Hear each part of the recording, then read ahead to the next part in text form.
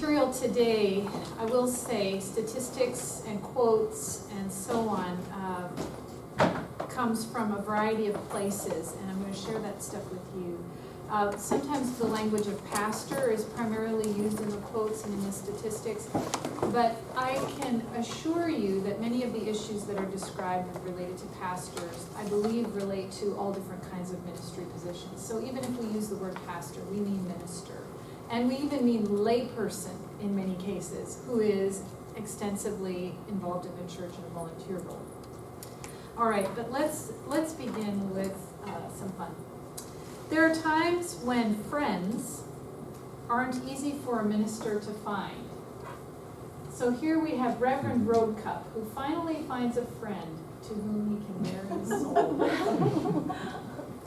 Sometimes when we're in the role of ministry, we feel a certain separation from the others that we serve. There's something different about our role and the expectations placed upon us, what we think people expect of us in many cases. And so it's hard for us to develop deep, abiding friendships with people with whom we can be truly ourselves and truly honest. And so, as Reverend Roadcup here has found, it's not always easy to find a soul friend. While it may be lonely at times being in ministry, there isn't a lack of things to do. In fact, congregations and organizations often think their minister should be able to solve every problem. And so here the neighbor is saying, "You cheating slug," and the other says, "What are you doing with that knife?" And the comment from the neighbor lady is, "I was going to phone the police, but I thought, no, what they need is a pastoral call." So sometimes the challenge of ministry, and may I suggest, you all have to tell me if this is true, music ministry, is to do a little bit of everything. Your job may be music minister, but you are also the one making the cookies for the VBS program. And you are chairing a church board meeting, and so on and so on and so on. There's always more to be done. You are sometimes the one who gets called because a choir member has a family crisis. But because they know you, and they know you're on staff, they'll call you. And so you end up being the one who responds to so many different kinds of caregiving needs. Whether or not you are particularly trained or thought that was what your job would be. You jump in. Am I wrong? No, I'm laughing because... I'm seeing you smile over well, there. there's a woman named Dawn, who may be doing ours, but she, for some reason, has my number and thinks it's my wife's number. So she calls at 7 in the morning and will go into this long, lengthy thing thinking that it's my wife. Yeah, which you know very well. And we've told her a million times, no, this is Betsy's Yeah. number. This is the number. I have to laugh at this. But Yeah. I'm getting the call. At least you're not getting a call about something that probably needs a police visit. No. At least I assume not. Yeah. All right. Well, as I said, I've been interested in this area of ministry, health, and well-being for a long time. Just a word about my own background. I was fresh out of school, had finished my bachelor's degree and was working on my MDiv and was already full-time serving in a church. And I remember that in about the first 18 months of my ministry appointment, I had tons of energy. I was in my 20s and newly married also, no kids yet, and just giving everything I had, and my job was wide-ranging. I was an associate pastor, and I had just about everything under the sun in my job description. And I was the kind of person who would quickly see a need or be told about a need and wanted to respond. I genuinely loved what I was doing. But I found about a year and a half in that I was starting to become somewhat cynical, somewhat less impressed with people. Where I had been typically giving the benefit of the doubt, I was starting to question people's motives. I was starting to feel overwhelmed. I really noticed the concern. I started to feel concerned about my own well-being when I found that where I had usually been one to read scripture faithfully on my own, I was now reading, and every time I did, I would think about how I could use that for something else. My prayer life became a, God, please help, Andy with this problem. Please fix this situation in the church. God, please do this, please do that, please do the other. And so the relationship with God was becoming about pleading for things for the sake of the church or for help with my own responsibilities. And there wasn't much fruitfulness in my prayer life beyond that. This all came to a head one day when I was in a small group gathering, and actually this congregation had a pastoral support group for me, which in the end was a bit of my saving grace. They had a few people in the church who would meet with me a couple times a year to see how I was doing. And at this gathering, one gentleman made a small comment about something he'd heard in the church that was slightly less than flattering to me. It wasn't a major thing, but it wasn't exactly what I wanted to hear. And at that moment, everything seemed to come to a head, and I burst into tears in front of the whole group. Now, this was not something that was common to me. And I'm quite sure none of them had ever seen me cry before. And they were completely mortified, in particular the man who said it. Here he was, 50-something-year-old man, made this comment, and here I'm weeping over it. He felt terrible, and I felt terrible for making him feel bad over it. But eventually I was able to verbalize why I was in tears. I was completely and utterly exhausted from everything that was on my plate, to the point that I had lost my sense of love for the work. I couldn't imagine continuing to do this over the long term, but yet I didn't really know what else I was going to do, because this is what I had felt called to for many years. So what this group did is they saw that my sense of call, they saw the commitment I was willing to have, but they also saw that I needed to have boundaries, something I hadn't learned to do for myself. And so they were very quick to bring this senior minister on board and to help me set boundaries. I no longer served on every committee in the church. Was it really necessary? Probably not. And so we began together to create boundaries around my work. I learned when not to answer the phone. I didn't need to be available 24/7 to everybody and anybody in the church, and so on and so on. So we developed some parameters, and by the end of another about 2 years, my time came up for renewal, and I received a call back, and I was in a healthy place to be able to say I would continue in ministry. If not for that group and the support of that congregation, I don't know that I could have gotten there. Not everybody has that kind of support available to them. But I have become convinced since that time that we are not always aware of how much our physical, emotional, and spiritual health can be drained out by the work of ministry, and how terribly important it is that we set up our own boundaries, that we think through what our responsibilities are in healthy ways, and that we stand up for ourselves in this if we're not very good at that. Some of us are better than others, but some of us need to do that, and we need to have other people who walk with us, who know what we are experiencing and are going through, who can support us and advocate for us. And so that's the notion of avoiding the Lone Ranger syndrome. We'll talk a little bit more about that. Okay, so as I said, I want to give you a few statistics about the state of health among ministers and their families. This has become a major concern across the country. I've read a number of studies on it.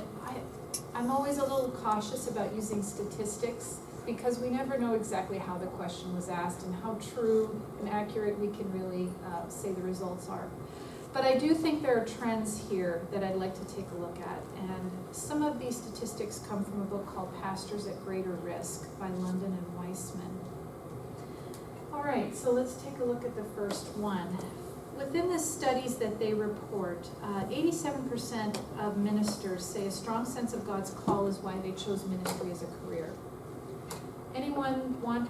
Could we not all confirm that? Maybe not for everyone, but I'd say for most. What, the other 13%? That's a good question. How did they get, sometimes I've heard people say, they came into it through the back door. It wasn't exactly what they thought they were going to be doing, but they had an invitation and it seemed to be something they wanted to respond to. But I'd say most, and as a seminary professor, I can confirm this.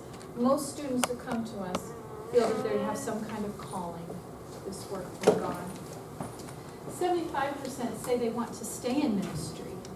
Whatever's going on, they love God, they love the church, they love the mission, whatever it is they're doing, and they want to stay in it. 80% believe that pastoral ministry, however, affects their families negatively. Whether it be 7 a.m. phone calls from a parishioner who can't seem to get it through her head, that this is not, your wife's phone number, to whatever else it may be, the demands on your time, the emotional and mental whirlwinds that we live in ministry, that the way we become so focused on the needs of the church and the community that we're serving. It can affect families negatively. Sometimes it's the family who feels as though they're being watched and observed, and they have to live in a certain way in order to impress and please the people that they're serving. Children sometimes feel that way. Spouses certainly do. 40% say they've considered leaving their pastorates in the last 3 months. That is definitely a concern. Now, maybe that happened at the middle of the night at 2 a.m., but, and the next day they're over it. But I do think there's a trend there of ministers asking themselves from time to time, is this really what I want to be doing? Do I want to take this and continue taking it, the things that I'm experiencing? This is a concerning statistic. 19% indicate that they've been forced out of ministry at least once during their time. Think about Baptists and other free church traditions, where often it's the congregation that chooses to hire and fire, and there's far too many cases of there's something not going right one way or another, and the turnover exists, and it's extremely painful for the minister and the minister's family. It's extremely painful for the congregation in many cases. Makes it hard. Some more. 90% feel they're inadequately trained to cope with ministry demands. I really feel this one very personally and wonder often whether our seminary does enough to train our ministers. Do we help them know how to deal with people that are difficult?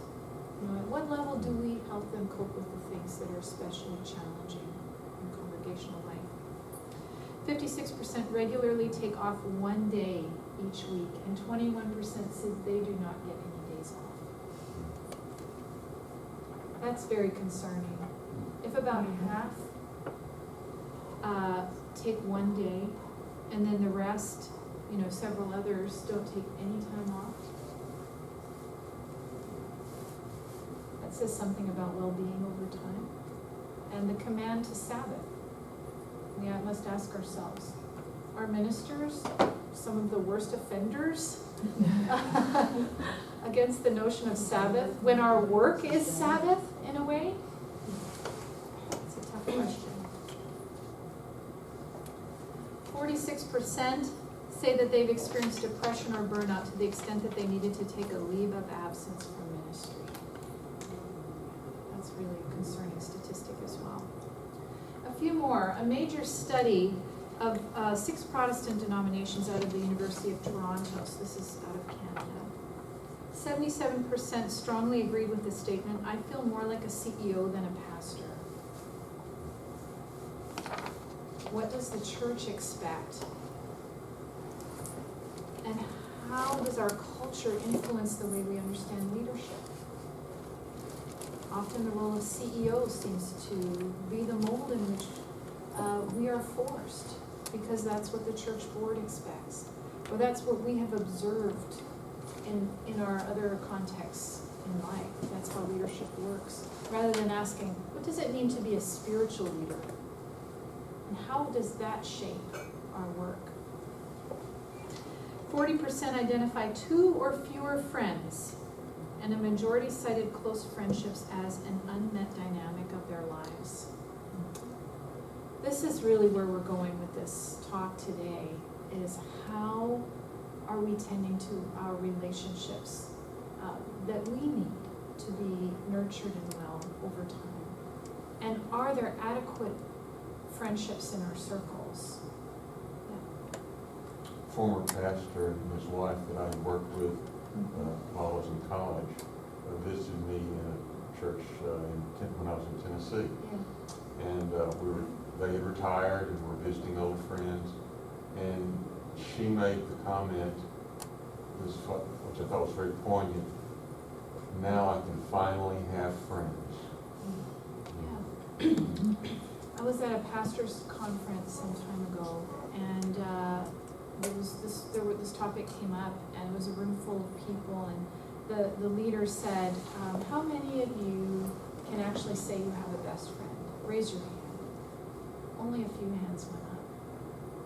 It's almost impossible, it seems, to have close best friends within the congregation. But if all of your relational energy is invested into the congregation, what is left for developing relationships outside of the congregation? It becomes very difficult to navigate that unless we are intentional and say, this is a priority in my life, and I'm going to make sure it happens. It's all too easy for us to become so invested in the lives of others, but in a way that cannot be returned back to us. At least not equivalently. Not to say there aren't exceptions where there are very mature people in a church who can be your pastor or who can see you as minister but also as good friend. I'm sure there are exceptions, but it's difficult. It's very difficult. Okay. 86% strongly agreed or agreed. So strongly agreed or said that they also said that they agreed with the statement, I pray with others but rarely have time for personal prayer. That's a big one. Oftentimes, I can't explain it, but when our work is about reading scripture, praying, worship, all of these things, it becomes very difficult for us to do this for ourselves, to separate that out and say, now I'm going to read scripture, I'm going to pray, I'm going to read devotionally, and it's just going to be about me and not about what I can make this into for others. Oftentimes our days are so busy, there's always another email to answer, that time itself gets swept out, whether or not we intend that. I can speak for myself. Sometimes as the director of spiritual formation of this institution, my prayer life is not what it should be. We also have a school, and that's part of my dilemma, is that I'm full-time at the school and part-time at the church, and Oh so my I can't goodness. walk down the hall without somebody needing something, but I teach spiritual formation at the school as well as music, and I have said out loud, that is the worst 45 minutes of my day, is trying to do spiritual formation with these children, because you just get to the point where you are not feeling very holy. I can imagine. All right, so let's talk about a couple of reasons, and then I want to stop and have some more discussion. Some reasons why ministers struggle in these ways. The spiritual leader becomes the CEO. As we said, most ministers sign up for the job because they want to care for people, they love God, they love to worship God, they desire, at least I'm assuming in this community, they desire to serve God musically, have gifts for that. And yet they find themselves responsible for spaghetti fundraisers and snacks for the children's choir and running board meetings and so on and so on. And, you know, X number of things you just described when you're balancing multiple jobs, which my observation is folks who are in associate minister type roles or director roles in churches often do have many things. You know, they may have thought they were going to be a music minister, but they're a music, youth, and young adult minister. And so all these other things are now part of their job description. And much of that involves organization. So we become administrators of programs more than spiritual leaders. And unfortunately, the CEO model is associated with the notions of success and failure. So if the children's choir is going well, if the youth ministry has a lot of students involved, our work is a success. But if the choir isn't performing perhaps at the level that the church might like to see, or the worship team is struggling, then we are struggling with failure. Success and failure is defined in light of the work of the CEO. That's what we expect of CEOs of major companies and organizations, that they will be ultimately responsible for success and failures. And numbers drive that. Popularity of programs, the marketing that we do in the congregation. So I did some research among ministers, specifically who have experienced spiritual renewal through an intentional focus on their own formation. It's part of my own interest and my own research. And here's a quote from one who struggled with that idea, had done a business undergrad degree, but began to see when he went into ministry that he needed to think differently.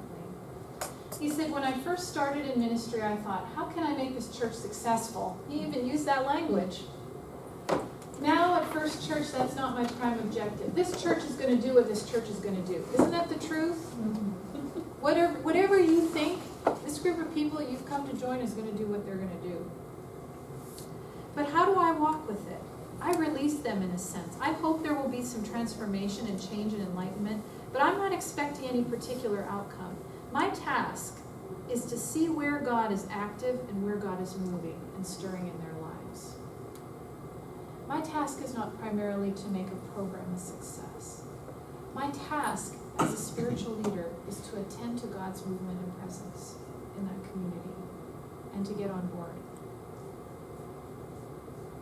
It's the way he articulated his way of thinking of moving away from the CEO model to the notion of spiritual guide of a community.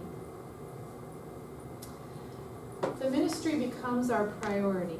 There's always another phone call to make, as you all know. There's always another meeting to attend, another email to respond to, and we are rewarded for it by the church. Our egos are stroked when people tell us how much they appreciate what we do, how much they like and affirm us. Thank you for coming to see me on a Saturday. Thank you for this, or thank you for that. Sometimes they criticize us, and that's true. But a lot of times, we need to be needed. And we like how it feels when we're affirmed for being available to everyone and making them our priority. I had one doctor of ministry student who was working on his own self-care, was very much at a point of burnout. And he put it this way. He said, other pastors are just as worn out as I am. I have pastor friends in the area, but I struggle finding the time to meet with them because of the demands of pastoral ministry in a large church. Recently, I wrote this text message to a pastor friend. I only have a few short years that my girls want to run up to me for hugs and kisses, and tonight I yelled at them for it because I was in a deacon's meeting when they did. I suck as a dad. I want that moment back so bad I want to cry. What if one day they hate church and they hate God because they took away their daddy, and then they hate their daddy as well because he allowed himself to be taken? And my pastor friend never wrote me back. That's kind of heartbreaking, isn't it? Yeah, and we actually spent a good part of a class session when he read this aloud and gave permission for me to share it elsewhere, discussing this very issue. How then are we called to prioritize our work? If our family interrupts, how do we handle that? How do we understand our ordering of things? How do we create the boundaries that we need to? And the first step, at least in his opinion, and I would agree, is recognizing that the boundaries are not there adequately, or that our priorities are not clear to us and to those we serve. All right, a couple more. People are needy. Anyone want to dispute that?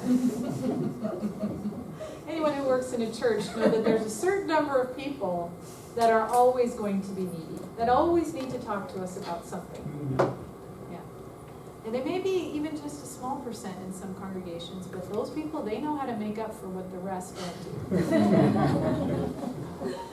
So common to caregiving professions, everyone comes to us and we can use up our relational reserves. Even extroverts have a limit on how much emotional giving, personal giving they can do.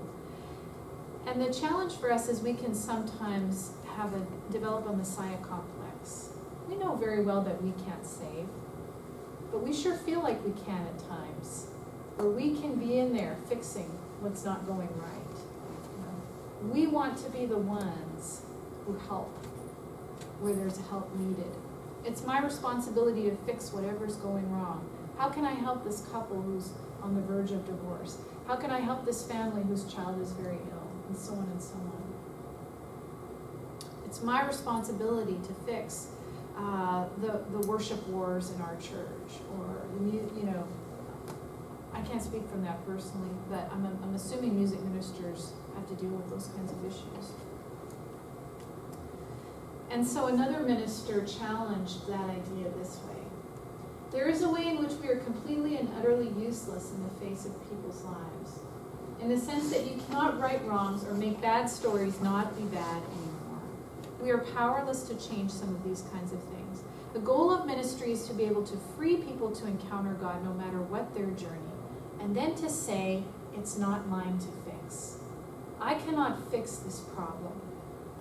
Because many times we start on the road to burnout when we think we can fix, or when our effort is to be successful by fixing what's wrong in a church.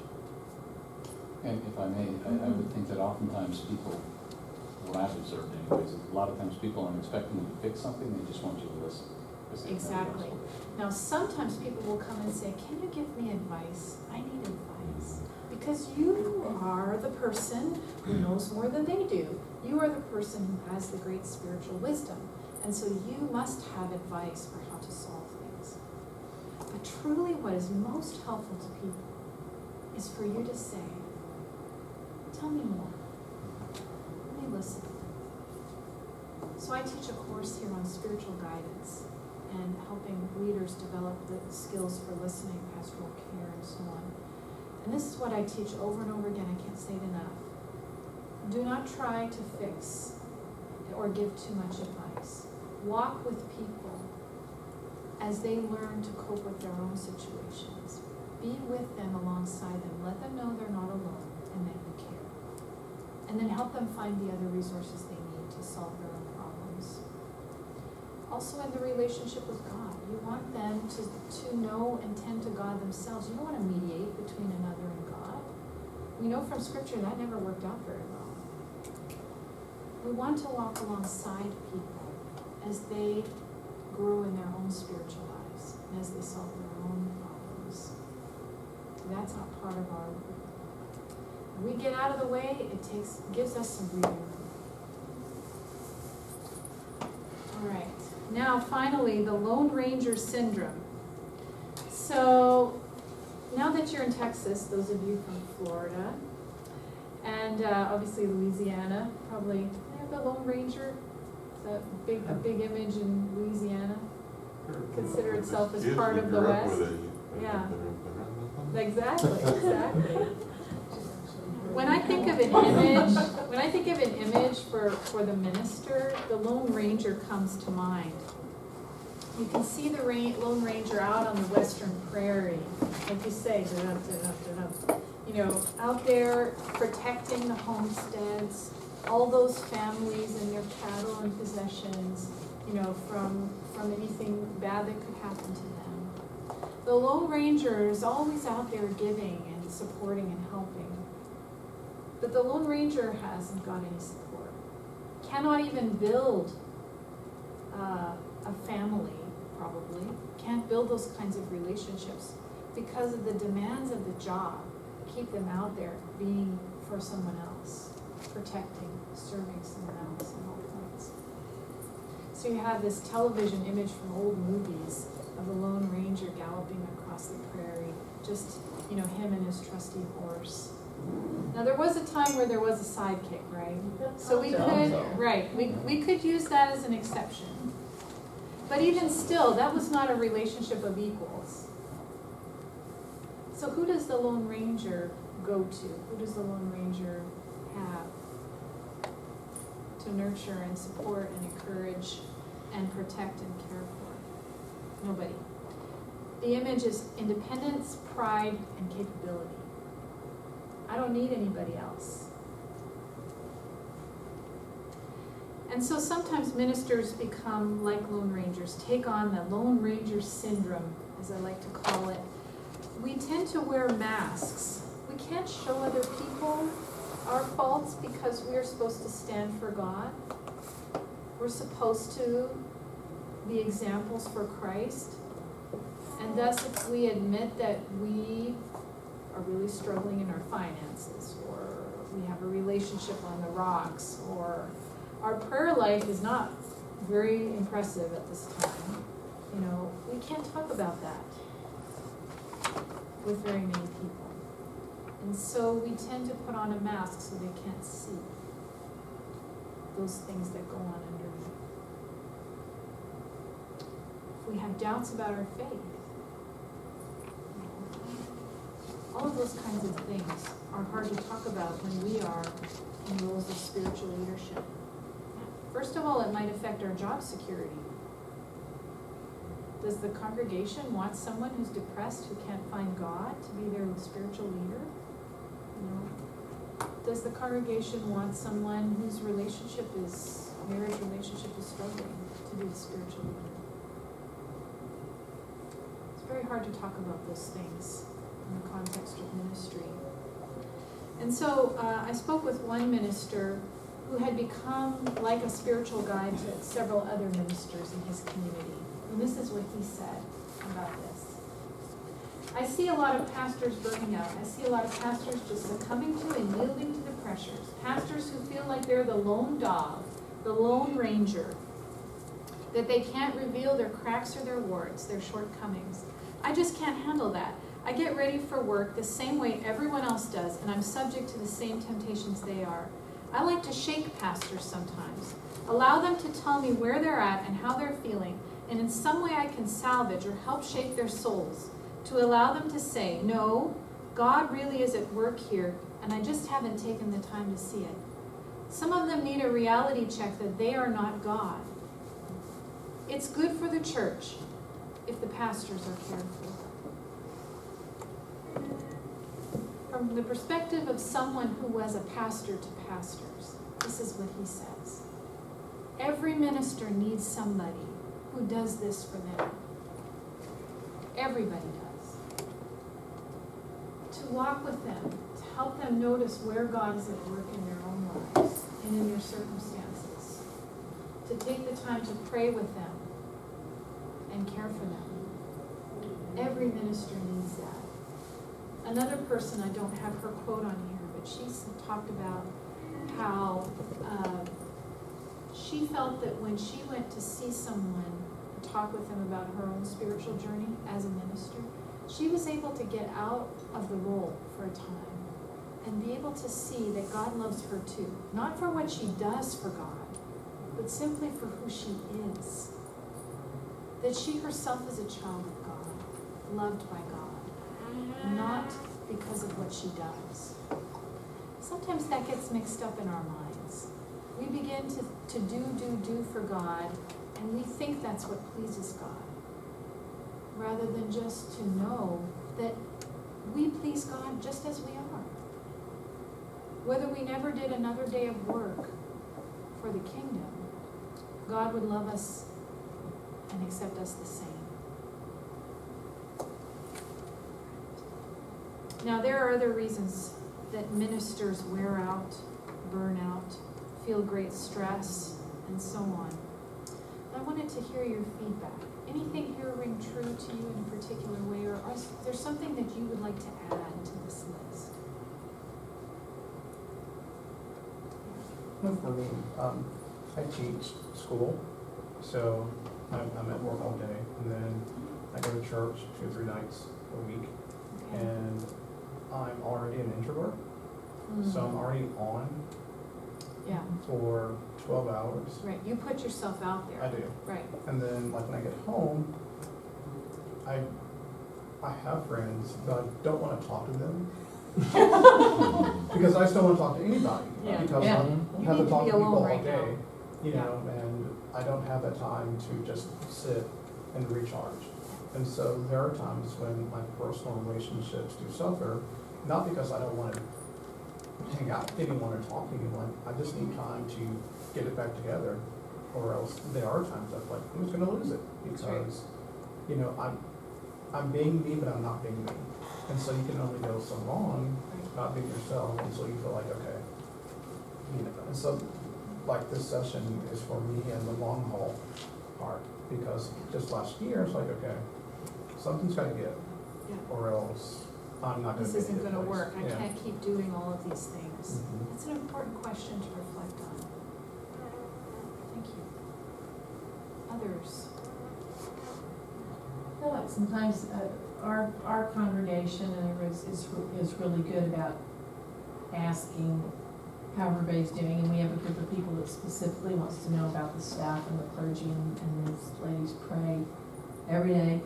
But Amazing. sometimes I feel like if I don't get over whatever it is fast enough, you know, like, no, you're still dealing with that.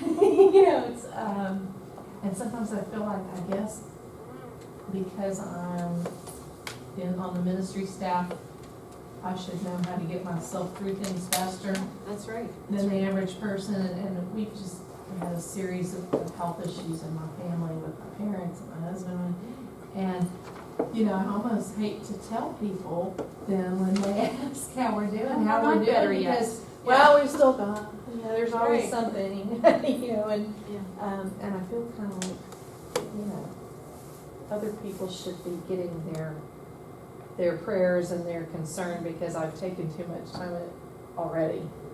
Whereas I think if I was just a member of the congregation, I might not feel that way. But because Somehow I'm in a you need to leadership be position, doing I should better be able to, Spiritually than, yeah. it's such a great point. And very true, I think, to ministry experience. I've heard things like that before. I think as music ministers, we have another dynamic, and that's that we have a pastor above us. Yes. And I know myself, I'm still in school, but at my part-time church, the pastor was experiencing burnout and became a very unpleasant person to deal with, and Does that happen, really? made my life very hard as far as just being nitpicky about every little thing I was doing. It was, I think, projecting issues Yes, with that yes, the church wasn't yes. growing on the music, Great. and so And music is a good one to shoot an arrow at, isn't it? Because Yeah. it's out there in front every single week. And there's always something somebody doesn't like. That's right. So it's We really have strong easy to say feelings this, as people. yeah. I'm not a music minister, but boy, I can tell you what I like. I was an intern at 2 different churches, and that was the thing. There's always something that somebody didn't like because I That's didn't do it the way they did it. That's right, exactly. Did you want to add anything? I'm sorry. I think that was it. Thank you. Again, I'm not a music minister. I'm trying to imagine some of the additional challenges you may have. I think the multi-staff situation is a big one, where not everybody is maybe spent spiritually, mentally, emotionally in the same place, health-wise, on a church staff. And so everybody feeds off of other people. As in any kind of job situation, you know that the relationships that go on among colleagues makes a big difference for the overall health and well-being of the workplace. No different in a church. Others, other issues you want to raise? How about just practical health matters like exercise and Yeah. diet? Mhm. Absolutely. Stressful. I've actually No got time. I've got a practice at the end that will invite us to think about some of that. But when we are not doing that, we will find ourselves falling into more issues and more troubles. When we don't, again, create the proper boundaries to go to the doctor annually, to have some kind of way of eating relatively healthy, some kind of physical activity in our lives. We're likely going to have back problems, something. It'll be something that gives. If we're not figuring out ways to attend to all aspects of our well-being. And sometimes in writing on this topic, you often see 4 areas named: spiritual well-being, physical, emotional, and relational. And that actually comes up now on the back. Each of those are listed on that practice. So it's really key to tend to the spiritual, emotional, physical, and relational well-being. I have a question. So I'm hoping we'll get there, but Yeah. you brought up that the Lone Ranger needs to find somebody. Yeah. But if you're an introvert, if you're somebody Yeah. who's, Yeah. you don't know where to turn, you don't know That's who that right. person's gonna be, you go to the pastor, he doesn't help, the associate Yeah. pastor doesn't help, the staff doesn't help. Who do you find? Yeah. As a spouse, I Well- know that it falls on us often. That's right, But- very good point. But But- even your spouse cannot be everything to you, Correct. because your spouse only wants to hear so many times how irritated you are about another person or Right. situation. Well, and off of that, sometimes there's both husband and wife are involved in ministry, whether the same or different. Because I'm working at one church, but my wife is a pianist and she's covering all these other churches, Yes. and it's like I just want to come to her and like kind of release, but then she has the same kind of thing. We don't want to put it on each other, so it just Right. kind of builds up. And sometimes that, exactly, my husband and I did ministry together, either I was in the position or he was, but the other was always very active in volunteering. I mean, it was basically a 2-for-1 deal. And we did that for about 9 years, and I do know how difficult it is to talk about something else at the dinner table. It's almost impossible, it seems at times, to have some other kind of conversation. You raise a very important question, and can we hold that to the end? I want to cover one quick thing, and then we'll get into it. I do think figuring out how to find those relationships is key. All right. So I just want to say a few words, and we may jump through this pretty quickly, but I want to say that we also need to be able to recognize that when we're on the verge of burnout. It's absolutely critical, because if we are ministering from within burnout, we will not be able to do what we need to do. And everybody else will be able to tell whether we can see it ourselves or not. So in the 1970s, a psychologist named Herbert Freudenberger, great name, began to study signs of depression and exhaustion in people who are caregivers by profession. So he looked at nurses and psychologists and other kinds of caring professions, and started to pay attention to the signs of depression and exhaustion, and to understand why certain kinds of caregiving professions seem to lend themselves to people becoming more exhausted, more worn out. And so he coined the term burnout. This is back in the 1970s. He coined the term burnout and drew upon the image of a building. Imagine with me what a building looks like when it begins to burn from the inside. From the outside, you can't actually see that it's burning at first. Then you start to notice there's a little bit of smoke tendrils coming out. Okay, I don't know if any of us has actually stood around and watched this. Hopefully we haven't had to see that kind of thing, but imagine with me that you see the tendrils coming out. Then eventually the flames begin to show, and then windows start burning and things start deteriorating. So at the end of the day, either the thing crushes in like you showed, or else you just see the outside structure, and you see the black burn from within going like this. He used that image to talk about what it's like in a caring profession if we do not tend to our spiritual, emotional, physical, and relational well-being. What happens is the caregiver is so intentionally focusing on nurturing and the nurture and well-being of the other. But because of the professional role, there is a distance. That other person can't reciprocate, cannot give back in the way we can give as a minister. And so if we don't find other relationships in which that can go both ways, we are at risk. We need to find relationships in which we can be the care receiver. to be healthy over time. Freudenberger knew it in the 70s, and I don't think anything's changed. It's very much the same today. So just a quick word about burnout. I'm just going to pull these up. Pull these up. Everybody lives with some stress, but there's a certain amount of stress we should have and a certain amount of stress that's too much. Sometimes folks in nursing homes and other places where they don't have many responsibilities, many purposes left, actually become increasingly unwell. Everybody needs some stress, a reason and a purpose. And so we might say that there is a place of creative stress between too much and too little. There's this healthy place. But if we are constantly bumped over the top of the stress threshold, we become unhealthy, and that's when burnout begins. Living a healthy life happens between the two lines. Not too little stress and not too much. All right, and then characteristics of burnout. These may be evident, and in fact, Freudenberger already noted that they look a lot like clinical depression. So when you've got someone who, as you mentioned, is nitpicking, is a bit critical and cynical, someone who might not normally otherwise be doing that, that's actually a sign of burnout. So decreased energy, decreased self-esteem, output exceeding input, a sense of helplessness, hopelessness, being trapped. The minister who says, I don't know if I can do this for another 20 years, but I don't know what else to do, because this is what I'm trained for, and so on. Self-depletion, cynicism, negativism, you don't see, loss of idealism. This is critical in ministry.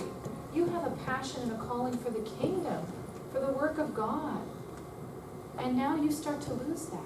You start to lose your vision for what God is doing in the world, and your part in it. Loss of idealism. So those are some signs to look for. When ministers get to the point of pretty much looking like this, they're just going through the motions. While they may continue to do the right things in ministry, they communicate non-verbally, they would rather be somewhere else. And everybody else can see it for the most part. All right, so what is the invitation? Human beings are made for relationship. Just to go through these really quickly. While Freudenberger noted that the breakdown comes through overgiving in relationships, he also said that healing comes through receiving in relationship. He didn't say that theologically, but I think when we look at Scripture, we see the same thing. God designed us to be in relationship.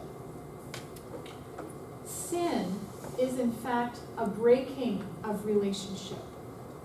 Relationship with God, relationship with others. What happens when the relationships are broken? We hide, we wear the mask. We're afraid. We can't be our true selves with others. We can't be our true self with God. As you know, they hid and then they started lying about it, about what had happened in the Garden of Eden. I was afraid because I was naked and I hid myself. They didn't want to see God. It was a breaking of relationship. Separation damages our relationship with God and with others. We gain wrong ideas about God. We have a hard time recognizing where God is and what God is doing. Notice the things we talked about in burnout. These things look like burnout. We develop broken language to talk about God. And we treat others, this is key, we treat others as though they are not created by God. We see what they do wrong. We become cynical about others. But God seeks to restore that relationship. We see that God in God's own self is relational. Spirit, Father, Son. We see that Jesus lives out and models relationship with Father. In the most stressful times, what does Jesus do? He says, I don't want to be your king. I'm going to go and be alone with God. That's how he dealt with stress. And he drew other people in. And then we have the promise of the Holy Spirit becoming our counselor. Jesus calling his followers friends and inviting them to befriend each other. We have so many examples of burnout in Scripture. Elijah being another good example of being up in the mountain and saying, there's nobody left. Nobody loves you, only I do. I'm the last one, let me die. What does God say?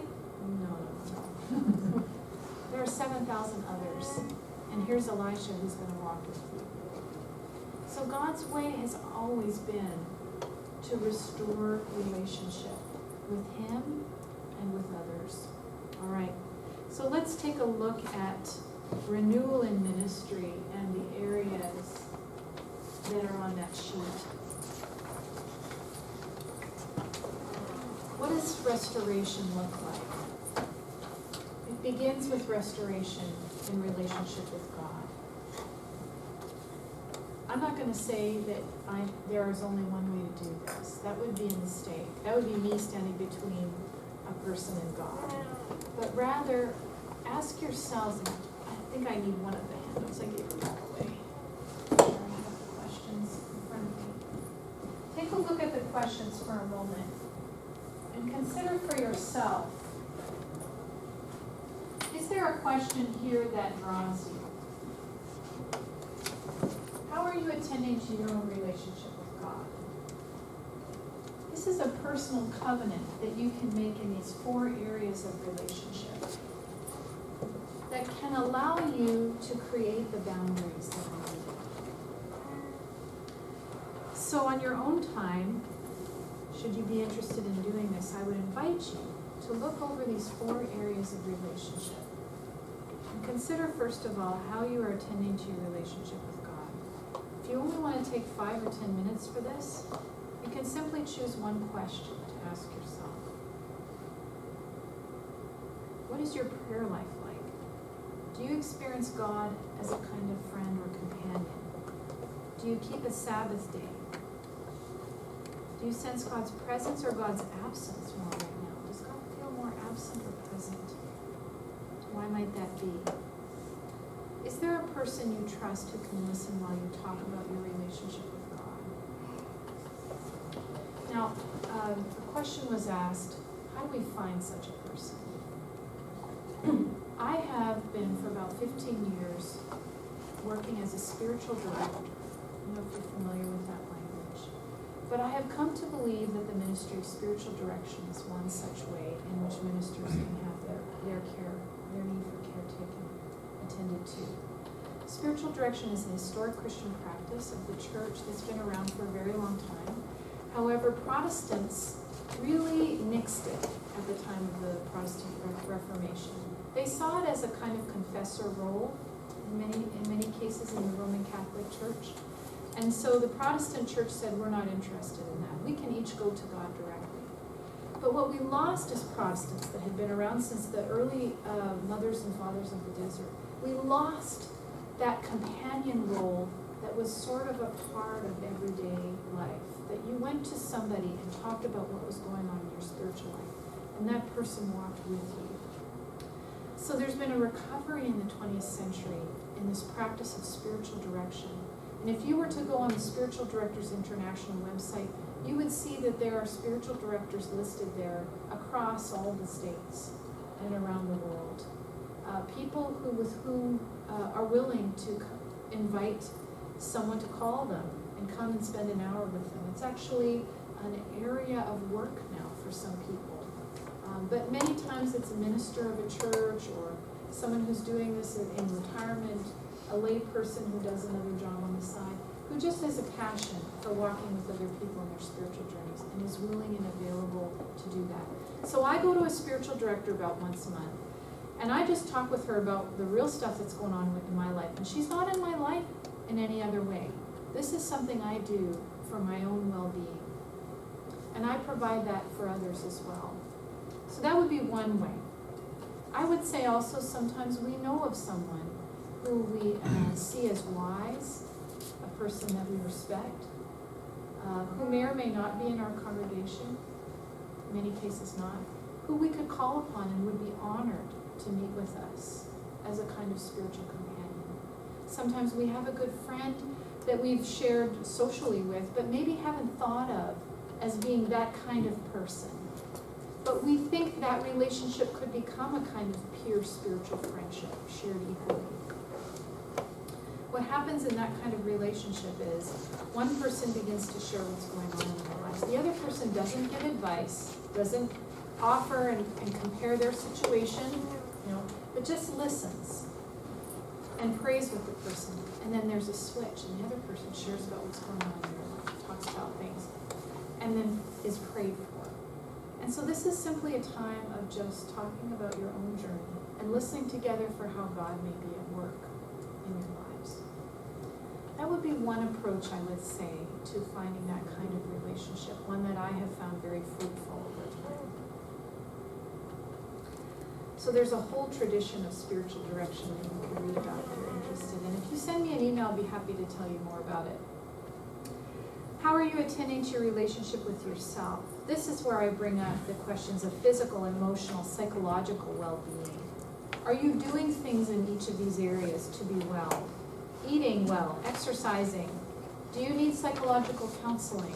You should do it if you need it.